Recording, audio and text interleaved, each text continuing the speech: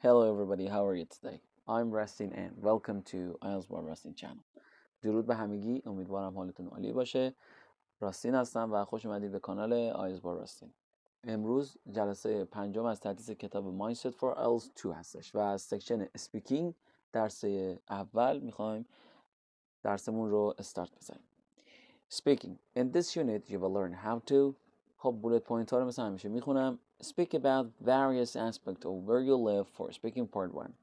در مورد تمامی ابعاد اون محلی که زندگی میکنید توش قرار صحبت کنید. هر حالا فیچری داره.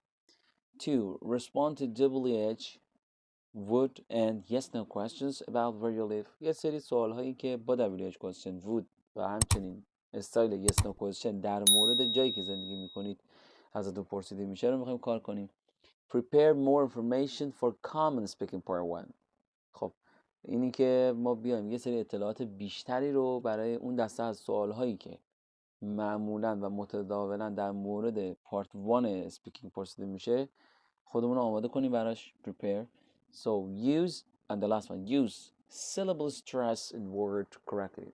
از اون استرسی که باید روی سیلاب‌های مختلف بذاریم در یک کلمه میخوایم چیکار کنیم؟ بیشتر استفاده کنیم، بهتر کار کنیم تا از اون نمره این اینتونیشن و سکشن اکسنت خودمون نهایت استفاده رو ببریم. Leading. In part 1 of the speaking test, you may be asked about your hometown. Organize the words into things you like in your hometown, things you don't like, and things you would like to have if they are not already in your hometown. یه باکسی از لغات رو بچه الان داریم.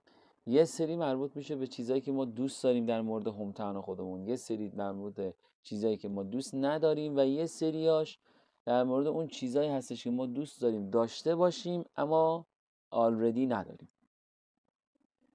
خب چی هستن اون لغات؟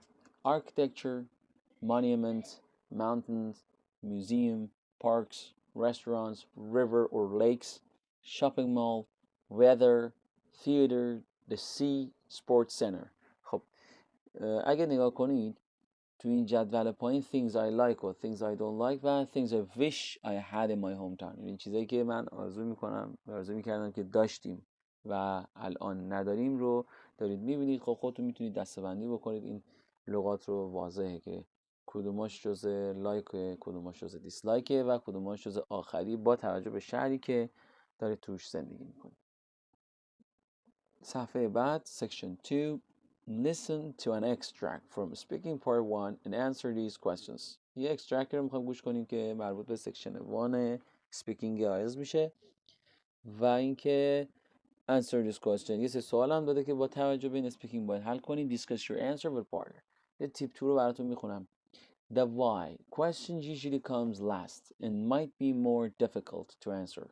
Try to explain clearly but don't go into too much details at this stage. چرا میگه don't go into too much details؟ چون تو سکشن 1 اولا برای warm up هستش، برای اینکه یخه باز شه، با اگزمینر آشنایی بیشتری پیدا کنی، یه ریلیفی داشته باشی از اون استرس امتحان بیاید بیرون و نیاز هم نیست که اضافه گویی کنیم توی سکشن 1.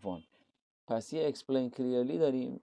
سعی کنید همون قالبی که همیشه بهتون گفتم رو رعایت کنید، یعنی جواب میدی نهایتا یه اگزمپل میزنی یا یه ریل لایف و تمام. سوالامون هم که مشخصه. پس من اول لسنینگ رو پخش میکنم و میریم برای جواب دادن سوالات. Track 8. Now, in this section of the test, I'd like to ask you some questions about yourself and where you live. Do you live in a house or an apartment at the moment? Right now, I'm living in a house with two other students. It's a pretty big house with 2 floors, a garden, and a shared bathroom. I moved in during the summer. Where do you live? In the city or the countryside? Our house is in the city center, about 5 minutes walk from the train station. We're close to all of the shops and restaurants, and our school is about a 20-minute bus ride from my house. There's lots to see and do around there, so I'm pretty happy with the location. Who else lives with you where you live? Well, as I said, I live with 2 other students. They both go to the same school as me. One of them is from China and the other is from India. I'm from Romania, so I think we live in a pretty international house. Is there anything you don't like about where you live? Well, I don't like sharing my bathroom with others, and the kitchen is often very busy, but I think that's normal for a shared house. Also, we need to do the gardening regularly or things get out of control. Sometimes the trains can be a little loud as well, especially in the mornings. Now, let's talk about shopping. Where do most people go shopping where you live? Most people go to the City Gate shopping center, as it's the biggest and has the most shops and restaurants. There is also a cinema and ice rink, so people go there not just to shop, but to hang out with their friends as well. It has all of the famous brands and, most importantly, it's warm in the winter. When do you usually go shopping? I usually go at the weekends, as I'm too busy with my studies to go in the week. The only problem is that the city gate gets very full at weekends, and you have to wait a long time to get a bus back home because so many people are trying to catch the bus at the same time as you. Why do lots of young people like to go shopping at big shopping centres? I think it's because everything is in one place, and they're clean and comfortable, and it's safe for young people to meet. Where else can you go that has all of the shops and entertainment under one roof that the big malls have? Would you ever do your shopping at the local market?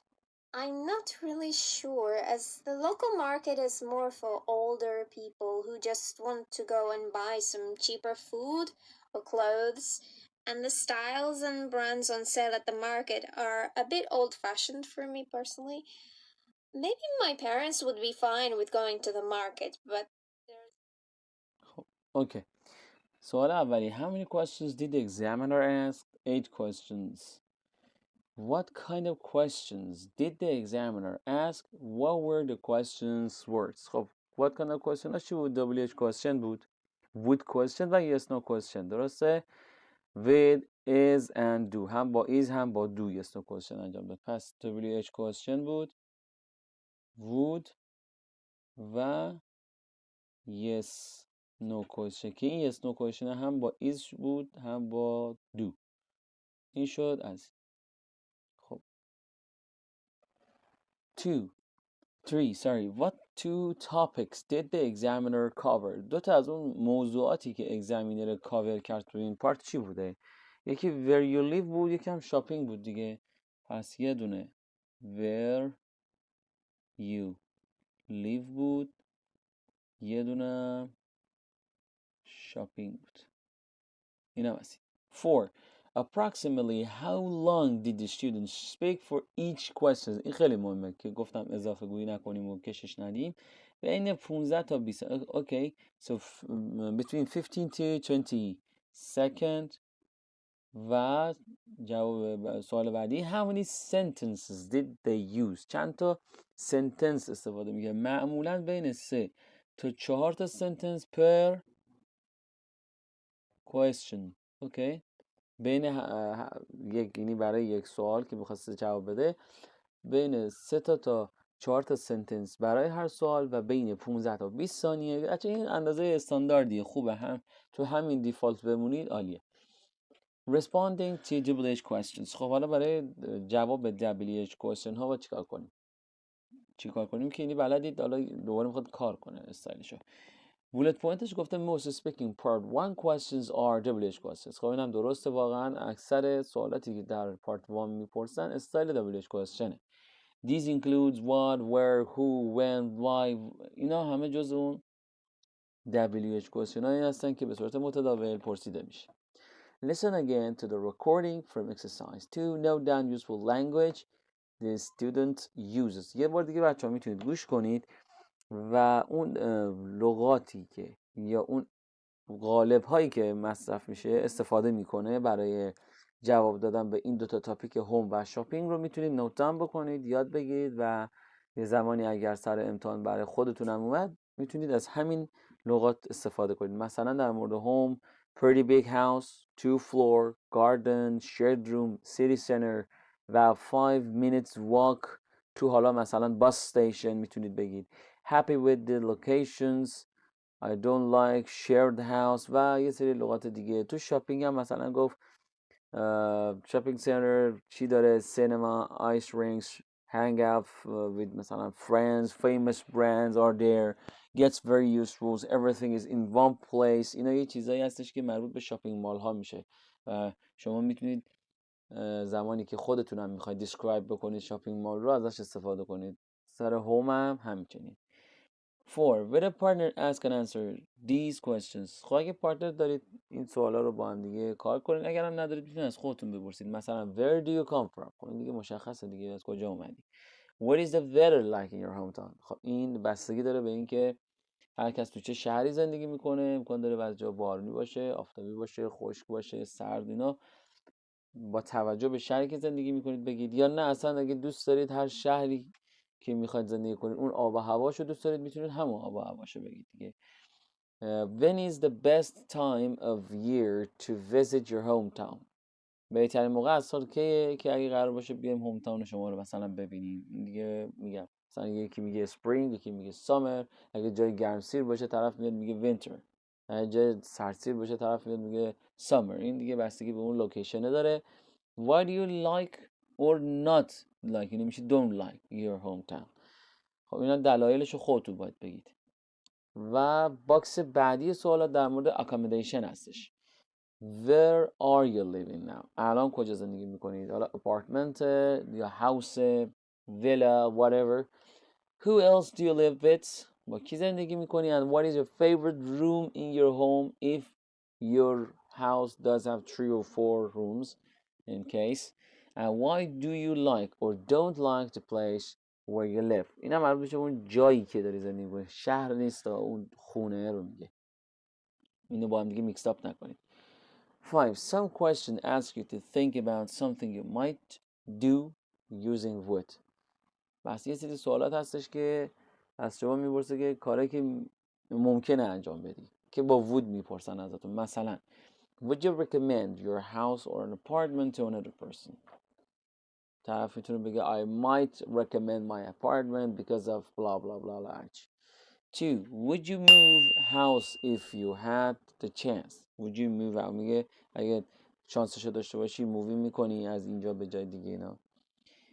Would you like to buy a house in your hometown one day and would you like to live by yourself or with your family or friends؟ سعی کنید اینا رو بچه خودتون کار کنید. تو اون نوتبوکی که بهتون همیشه میگم برای هر سکشنی داشته باشید، میتونید اینجا مثلا تو نوتبوک خودتون تو سکشن اسپیکینگش این سوالا رو بنویسید و با توجه به پرسونال پرفرنس خودتون و اون سیچویشنی که خودتون توش قرار دارید سوالات رو جواب بدید و همیشه حفظ کنید دیگه این جواب، که اگر از تو سکشن پارت 1 واسهتون اومد و همچین سوالی کردن دیگه فکر نکنید زیاد بهش، چون از قبل آردی میدونید که چی باید جواب بدید. Next page. Thinking of more information. These words are useful when talking about your hometown. Write 4 sentences about each using prompt 1 to 4. یه سری لغات هستش اینجا، شما میتونید این لغات رو همیشه برای زمانی که میخواید در مورد هوم تاونتون صحبت کنید استفاده کنید. یه 4 تا سنتنس هم داریم زیرش. اولا قراره که فیلینگ رو گپ بکنیم و بعد اینکه از این پرامپت استفاده بکنیم و 4 تا سنتنس خودمون در مورد هوم تاون خودمون بگیم. من اول بولت پوینتش رو میخونم. These are a number of possible topics you might be asked about in speaking part 1, such as the news, entertainment, or sports. To prepare for this, you need to know some basic information about each topic. خب این هم راست میگه. ببینید تو پارت 1 امکان داره در مورد خونه، در مورد تحصیلات، اخبار، سرگرمیاتون، اسپورت اینا سوال بشه. ما یه سری اطلاعات اولیه بیسیک یا یه باکسی از لغات بیسیک تاپیک ریلیتد احتیاج داریم برای اینکه بتونیم این سکشن. خب میریم سراغ این سنتنس ها بچه‌ها. People in my hometown usually don't or often go out at night because. خب اینو میتونید کامل کنید دیگه. Write 4 sentences about each الان اینو ادامه میتونید بدید. go out at night زیاد یا معمولا یا همیشه. اگه بگید همیشه مثلا میرن شب بیرون، میتونید بگید because the nightlife in my city is superb, it's fantastic. حالا هرچی. یا my favorite things about my hometown is the culture because. بعد میتونید یه چیزی که میتونه مربوط به کالچرتون باشه رو بنویسید. و برای سکشن سنتنس 3 و 4 هم همینطور. بعد میریم سراغ پارت responding to yes no questions. Bullet points. Other types of question ask for a yes no response. These questions usually start with do or does or is or are. خب yes no question همینه دیگه، یا با do does یا با is are شروع میشه. اینم داشته همینو میگفته اینجا. Section 7 match question 1 to 6 with answer A to F. خب بچه یه سری سوال داده و یه سری جواب. قراره ما این کوشن رو با انسراشو با هم دیگه چیکار کنیم؟ مچ کنیم. 1. Do you live near the sea؟ خب do you live near the sea میام رو جواب نوشته در سکشن B، یعنی اون سنتنس B. Yes, we live on the coast and we can see the beach from our window. It's pretty nice. پس 1 should be. 2. Is there anything you don't like about where you live؟ میشه D.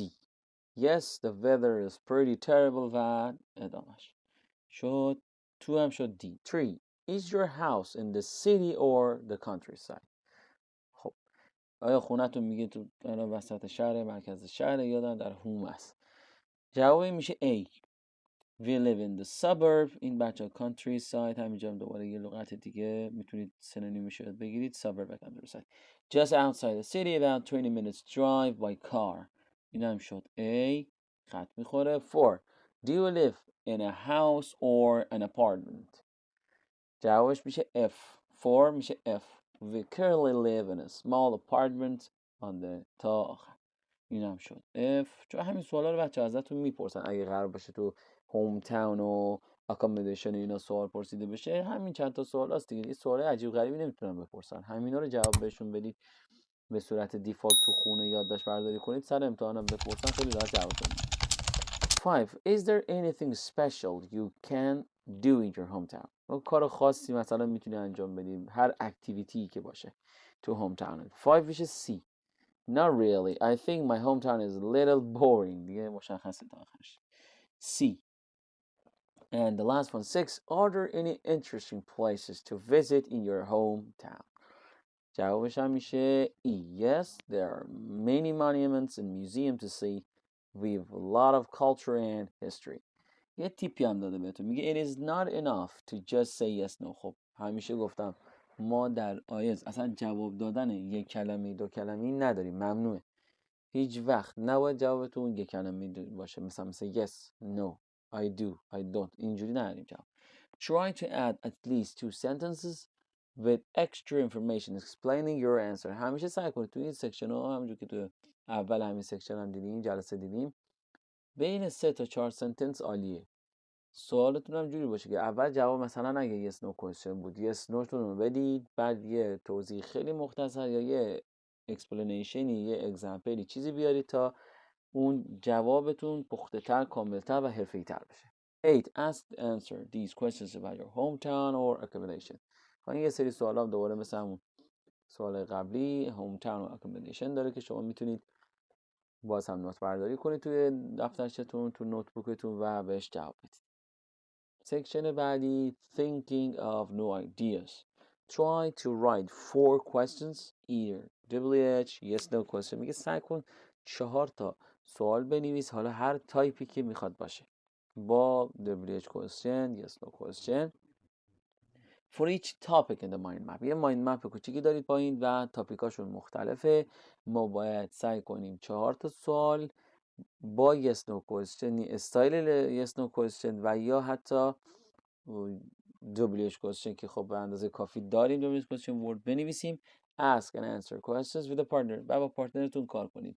bullet point هم که دارید میگه you may be asked about a topic you know well but the exact question could be unfamiliar. میگه امکان داره در مورد تاپیکی ازتون سوال بشه که خیلی خوب بلدید، اما اون کوئسشنه براتون familiar نباشه، آشنا نباشه. It can be useful to make your own questions for a topic to explore new ideas you have not thought about before. میگه خیلی خوبه که شما بیاید سوالهایی که مد نظر خودتونه در مورد اون تاپیک مورد علاقتون رو مطرح کنید و این سوالایی باشه که قبلا در موردش فکر نکردید، یعنی یه خورده سوالای unfamiliar تر بسازید. خب من میتونم مشخصه بچه weather, shopping, culture, monuments اینا در مورد هوم تاونه که میتونید برای هر کدومشون 4 تا سوال بنویسید و جواب شخصی خودتون رو بهش بدید. مثلا ویدر رو براتون انجام داده، از همین سبک استفاده کنید، دیفالتش استفاده کنید برای طرح سوال در تاپیک های مختلف. مثلا ویدر رو گفته Do you like the weather in your hometown? When was the last time it was really cold in your hometown? Does it ever snow in your hometown?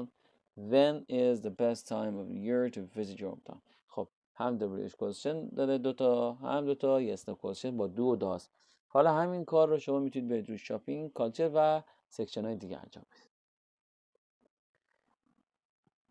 Add 2 more topics to the mind map. وقتی تموم کردید دو تا تاپیک دیگه که میتونه از تاپیک های مورد علاقتون باشه به اون مایند مپ بچه‌ها اضافه کنید و برای هر کدومشون مثل همین سکشنی که کار کردید 4 تا سوال مطرح کنید. Next section, syllable stress. 11. Listen to the sentences. Underline the stress syllable in the word.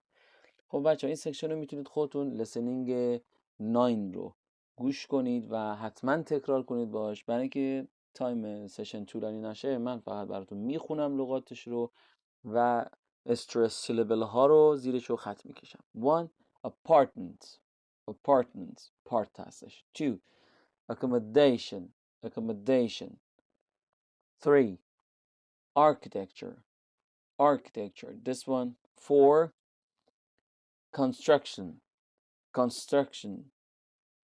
5. Escalator 6. Inhabitant 7. Monument 8. Museum 9.